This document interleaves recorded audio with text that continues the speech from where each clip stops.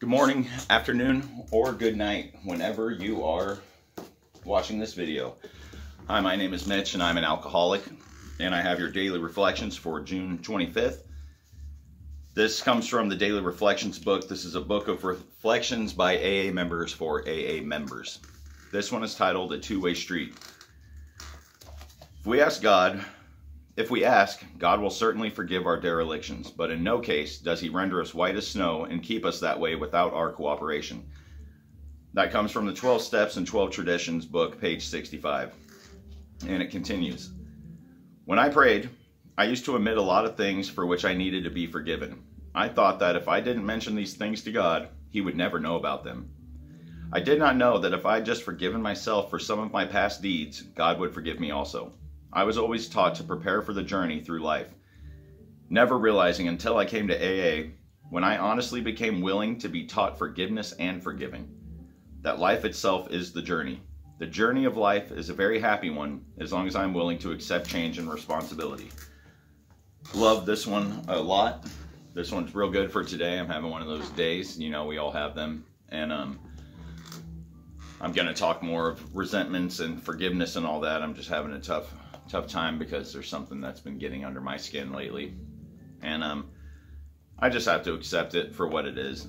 But really, to the other main point is we used to hold in these things that we had done, and we didn't think anyone would know about them, and we wouldn't even talk to God about them. I would do it, but in my mind I always know God would know if I had done something wrong or thought a certain way. So it's good to get a sponsor and to tell them these things that we have done, you know, because in most cases, the worst things that affect our sobriety and our recovery are those ones that we tend to omit off the list, our inventory list, and deal with. And those are the ones we got to deal with if we want to get past and move on and create a better version of ourselves. Because I know for me, I had to go through a very intense few months of life of being sober and going through the tough times and really analyzing myself and what place I had in it, what was my part and why I'm feeling this way.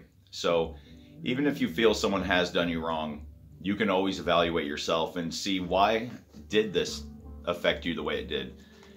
And if someone has totally done you wrong before too, really what is your place in it? Like how come you are letting it affect you like that? We need to learn to just let go and accept, and that's why acceptance is so key.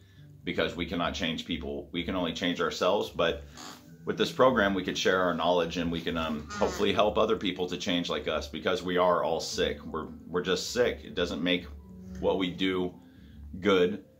It doesn't give us excuses to act a certain way, and I'll get more into that. So I also got some stuff that I wanted to read out of As Bill Sees It. So first I got some stuff on responsibility. Like I used to be able to use drinking as my excuse for my bad behaviors. Now I must immediately check myself. So even now, today, when I'm upset about something that's happening, I need to sit there and I feel that resentment coming on. And once I'm getting the anger, which leads to the resentment, the holding it in, the resentment towards that person, place, or thing, I know that resentment is ultimately going to lead to me playing a victim and using it as an excuse to self-medicate. So I wrote, I have found that forgiveness is the only way to move on. I will not hold resentments. That for me leads to playing a victim and using it as an excuse to self-medicate. And you know, that's again noticing my resentments. I notice them really quick, and you don't have to write them down like you do with that initial step, you know. But also I got so responsibility, got something here that I really like from As Bill Sees It, page 13, The Shared Gift. AA is more than a set of principles. It is a society of alcoholics in action. We must carry the message, else we ourselves can wither, and those who haven't been given the truth may die. Just like when I'm doing these videos, to pass it on to the other person, the other sick individual like ourselves, because that's how we do it. We help each other. Faith is more than our greatest gift. It's sharing with others. It's sharing with others is our greatest responsibility. May we of AA continually seek the wisdom and the willingness by which we may well fulfill that immense trust which the giver of all perfect gifts has placed in our hands.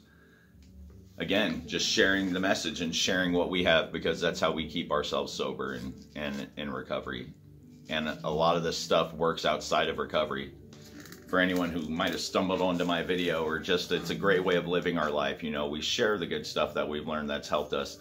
We want to help everyone and make this world a better place. That's the ultimate goal of everyone, I would hope, is to create a better world and a better future for everyone, despite age or any of that other stuff. You know, we could share our knowledge and make this world even better than it is. Everything has its faults. But also I got on forgiveness. Forgiveness is very important. So on page 53 in As Bill Sees It, we got, no, 52, my bad. To guard against the slip. Suppose we fall short of our chosen ideals and stumble. Does this mean we are going to get drunk? Some people tell us so, but this is only a half-truth. It depends on us and on our motives. If we are sorry for what we have done and have the honest desire to let God take us to better things, we believe we will be forgiven and will have learned our lesson. If we are not sorry and our conduct continues to harm others, we are quite sure to drink. These are facts out of our experience. Again, if we're not changing our issues that caused us to do this stuff in the first place, so that guilt that we might be carrying around of doing something that we were using drinking to self-medicate, to hide and numb from, if we're not experiencing that time sober and not using drugs or alcohol to numb it and hide it, then we're not fixing ourselves. We need to sit and think about it. We need to learn why we're feeling this way. We need to sit, don't medicate. We need to meditate, sit and pray and have time. Write a journal, write it all out, write your pros and cons out, figure out why you're feeling this way, and come to a conclusion where, say it might be a person, you need to cut that person out of your life. As bad as that is, it's good for you and it's good for him or her, because you're not helping anyone. And if you stay in the same vicious cycle, we all know where that's going to lead: jails, institutions, or death. And that's just it. Or just drive you mad. You might not end up in all those places, but you're not going to change anything. I mean, if you keep doing that same pattern, like, oh, I'm starting to feel anxious, I'm going to drink. I'm angry, I'm guilty, lonely, mad, whatever. Drink, use. You're not fixing the problem. That problem is still there. Because for me, at least, it's not when I was drinking, it's not when I was sober or not using or anything. When I was just a normal person and during the day, you know, and I would get these feelings, I would drink to hide them. And that to me shows right there that it's not necessarily the drinking that does it. It does enhance it. But it's that feeling before where I need to be like, why am I feeling this way? And a lot of it can stem from old childhood traumas, attachment issues to people, codependency, and a lot of that other stuff. And we can all figure that out. We can all do this, but don't drink or use to get rid of it. Also, I got a little bit on the complacency aspect of it, because we all tend to get very complacent in our sobriety and our lives when we're using even. And complacency is not good in any aspect of life, in my opinion. So also on page 133 and As Bill Sees It, I've got, I saw that I had been living too much alone, too much aloof from my fellows, and too deaf to that voice within. Instead of seeing myself as a simple agent bearing the message of experience, I had thought of myself as a founder of AA. How much better it would have been if I had felt gratitude rather than self-satisfaction. Gratitude that I had once suffered the pains of alcoholism. Gratitude that a miracle of recovery had been worked upon me from above. Gratitude for the privilege of serving my fellow alcoholics, and gratitude for those fraternal ties which bound me ever closer to them in a comradeship. I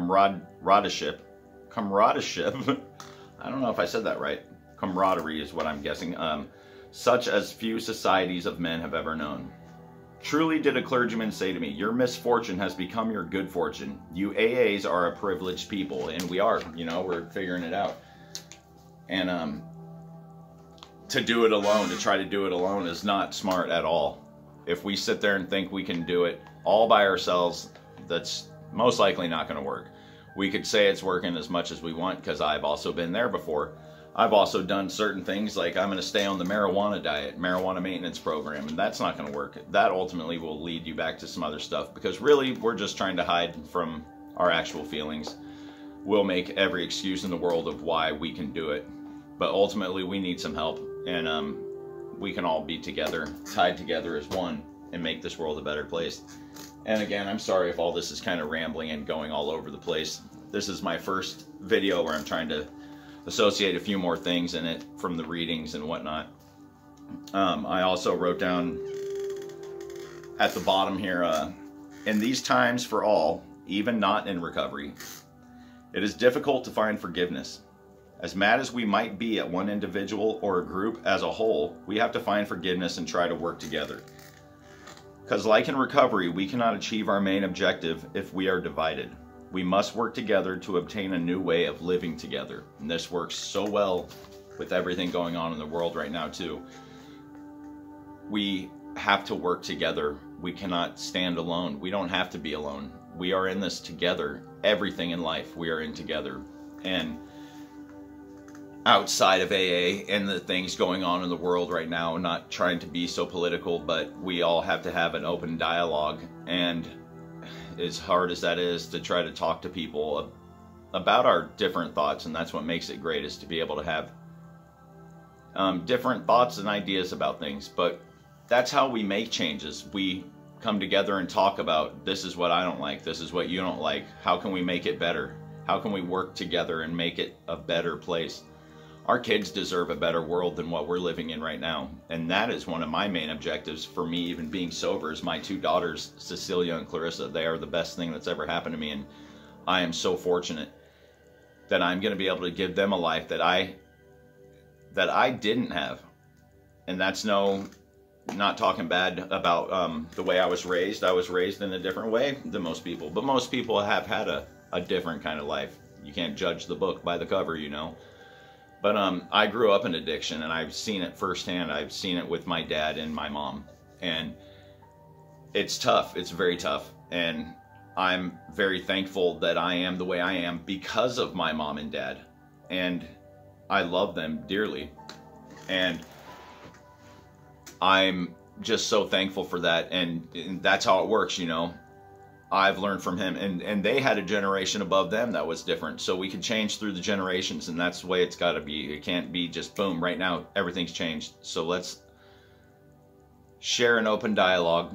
Let's figure out what's wrong. Let's share what helps us and works good in our lives, and possibly that can help other people. And you know, there's bad all the time. There's going to continue to be some real hard days, and we got to stay focused. We got to continue to keep our faith and be positive, and just share with others the positivity that we have inside, and share with them our testimonies. Let them know what's changed in our lives, and hope that that can help them as well, because there's a way to get through all the bad things in life, and there are a lot of bad things, and we can all get through that together.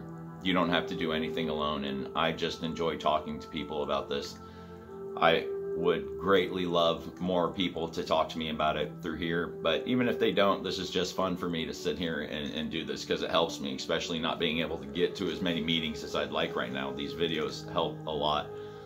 But sorry about the long stretch of this video. I just love all you guys, and remember, today, if you're feeling angry and you're mad about something and you're starting to feel that resentment and anger towards someone, take some moments, go breathe, take some deep breaths, in some silence, move away, and just focus on what's really bothering you, and why are you letting that person rent that space in your head. It doesn't have to be that way, and you control how you feel about everything. You are the only one in charge of how you are feeling and accepting what's happening, and you will be okay. And I love you guys, and I wish every single person the best of luck today. And thanks for those who listened, and please share, give me a like and a subscribe, and let's continue to send the message one day at a time, guys. Bye.